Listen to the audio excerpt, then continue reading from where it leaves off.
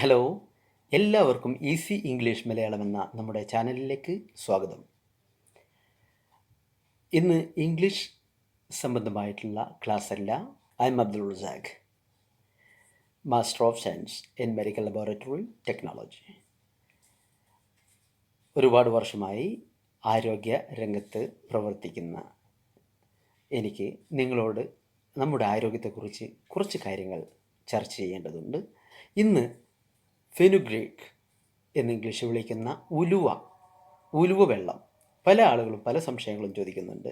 ഉലുവ വെള്ളം എങ്ങനെയാണ് കുടിക്കേണ്ടത്? എംപ്റ്റി സ്റ്റൊമക്കിൽ കുടിക്കാൻ പറ്റുമോ? എങ്ങനെയാണ് അത് ഉപയോഗിക്കേണ്ടത്? ആർക്കൊക്കെ അത് ഉപയോഗിക്കാം? എല്ലാവർക്കും അത് ഗുണകരമാകണമെന്നില്ല. ഉലുവ എങ്ങനെയാണത് നമ്മൾ കഴിക്കേണ്ടത്? 7 മുതൽ 8 മണിക്കൂർ വരെ അത് ഉലുവ കഴുകിയതിന് ശേഷം ശുദ്ധമായ വെള്ളത്തിൽ കുതിർത്ത് വെച്ച് അത് മിക്സ് ചെയ്തിട്ട് ഇങ്ങനെ കുടിക്കാവുന്നതാണ്. അല്ലെങ്കിൽ വറുത്തതിന് ശേഷം നമുക്കത് വെള്ളത്തിലിട്ട് തിളപ്പിച്ച് ആറിയതിന് ശേഷം കുടിക്കാവുന്നതാണ്. കിഡ്നി സ്റ്റോൺ ഉള്ളവർ ഉലുവ വെള്ളം ധാരാളമായി കുടിക്കണം.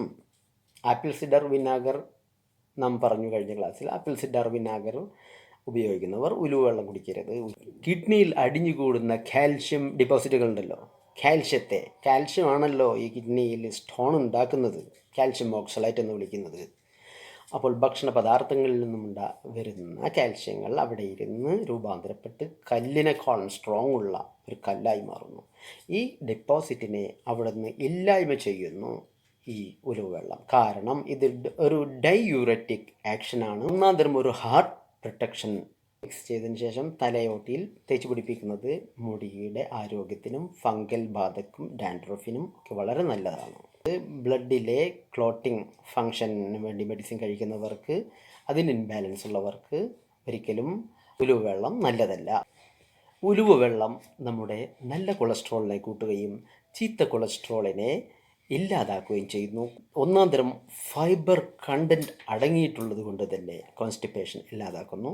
ഉലുവ എന്നുള്ളത് ഒന്നാം തരം അയൺ ബൈൻഡ് ആയതുകൊണ്ട്, ഇരുമ്പിൻ്റെ അംശം വളരെയധികം അയൺ കൂടുതലുള്ളത് കൊണ്ട് നമുക്ക് വൈറ്റമിൻ സി ധാരാളം നാം ഉപയോഗിക്കുന്നത് ഇതിൻ്റെ അബ്സോർപ്ഷന്, ഇത് നമ്മുടെ ശരീരത്തിൽ ഉപയോഗപ്പെടുത്തുന്നതിന് വളരെ നല്ലതാണ്.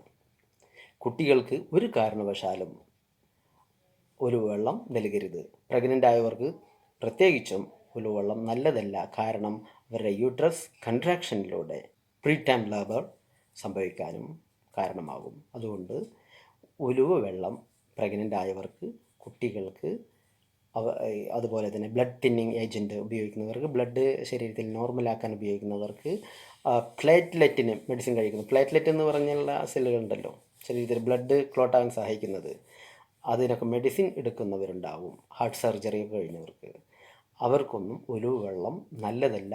അത് ഉപകാരത്തെക്കാളേറെ ഉപദ്രവമായിരിക്കും ഉണ്ടാക്കുക.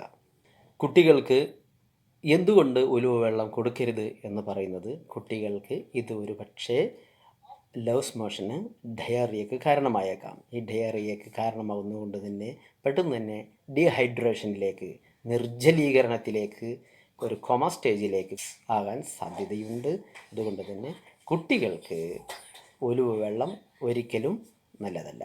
ഉലുവയുടെ പ്രാധാന്യത്തെക്കുറിച്ചും ഒരുപാട് പറയാനുണ്ടെങ്കിലും നമ്മുടെ സമയം അതിനനുവദിക്കാത്തത് കൊണ്ട് ഏകദേശം ഒരു രൂപം അതിൻ്റെ എല്ലാ സൈഡുകളും ഉൾക്കൊള്ളിച്ചുകൊണ്ട് ഞാൻ പറഞ്ഞെന്ന് ഞാൻ വിശ്വസിക്കുന്നു.